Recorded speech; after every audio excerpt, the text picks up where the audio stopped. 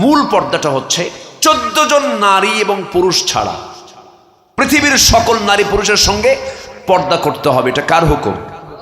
আসতে বলবেন না, কার হুকুম? ছেলেদের জন্য 14 জন নারী আর মেয়েদের জন্য 14 জন পুরুষ। আমার মা আপনাদেরকে আগে শুরু করছে, আপনাদের জন্য 14 জন পুরুষ যাদের সঙ্গে আপনি দেখা কথা বলতে পারবেন। নাম্বার 1, এক বাবা, বলেন কে? 2 ছেলে, 3 ভাই, 4 নানা, 5 দুধ ভাই, 6 মামা, 7 ভাতিজা, 8 ভাগিনা, 9 চাচা, 10 দাদা, 11 শ্বশুর, 12 সৎ ছেলে, 13 দুধ ছেলে, 14 মেয়ের জামাই।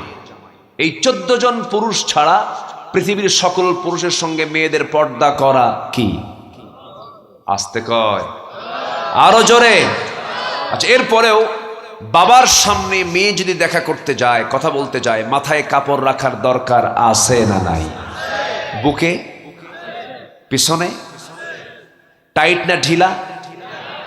তাহলে ন্যূনতম সৌন্দর্যের পোশাক পরার দরকার আছে না নাই?